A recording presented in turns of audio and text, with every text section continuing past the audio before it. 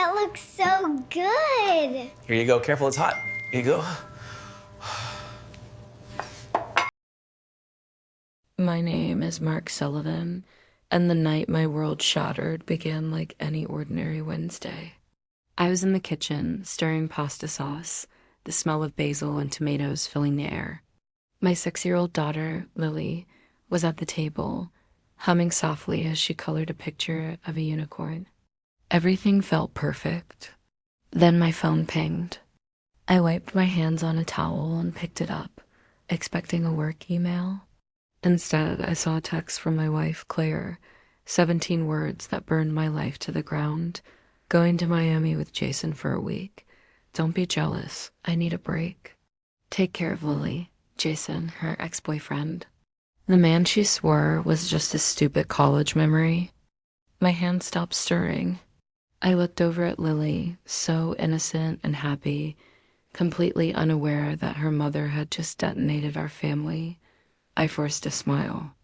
5 more minutes, sweetheart, I said, my voice somehow steady, even as a cold weight settled in my chest. Claire had told me she was visiting her sister in Houston. A lie, a polished, practiced lie I'd been too trusting to ever question. That night, as Lily chattered about school, I nodded along, but my mind was already racing. I wasn't feeling emotional or desperate. I was feeling strategic, surgical, final. After I tucked Lily into bed and she wrapped her little arms around my neck, it nearly broke me. But as I walked out of her room, I became someone else. Not the safe, dependable husband Claire took for granted, but the man who dismantled hostile corporations for a living. And I was about to do the same to the woman who thought I would always be there.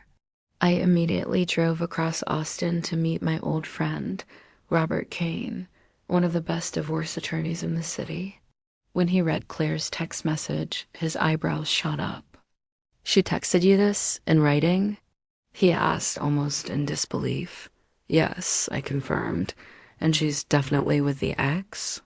"Yes." A small, sharp smile curved his lips. "Mark, she has no idea what she's just done.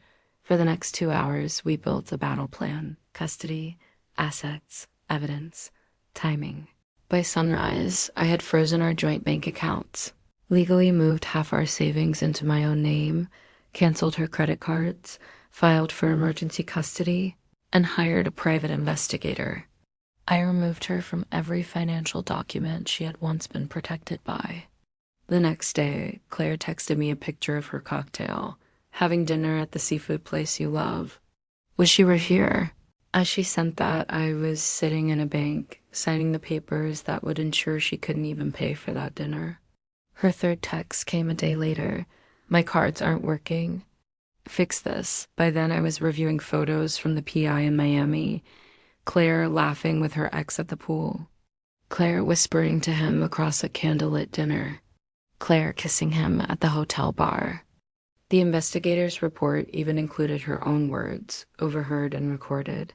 My husband is safe, dependable. He's always there.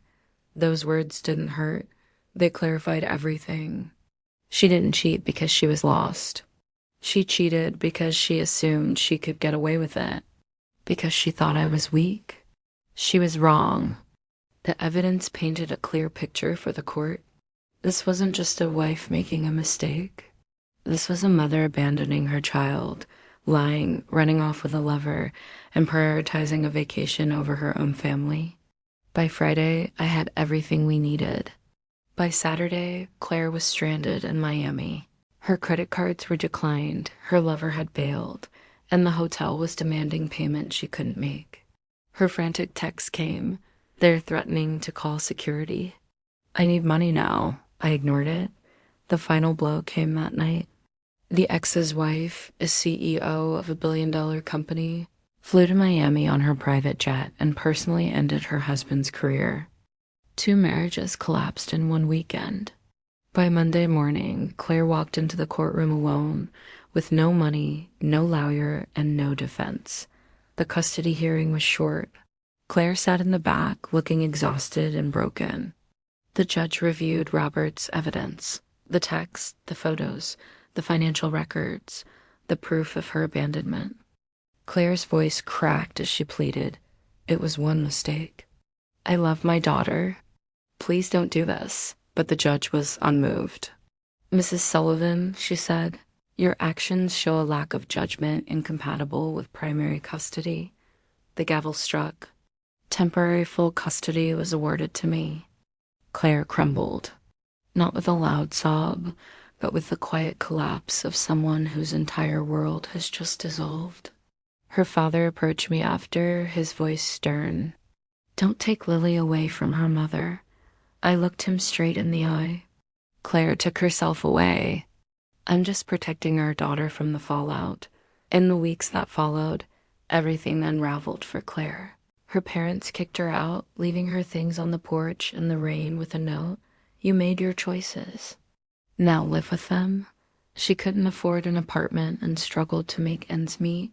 She called me, begging for help. I didn't yell or gloat. For Lily's sake, I gave her a small housing stipend, but emotionally, my heart was no longer hers to reach. She was simply a problem to manage.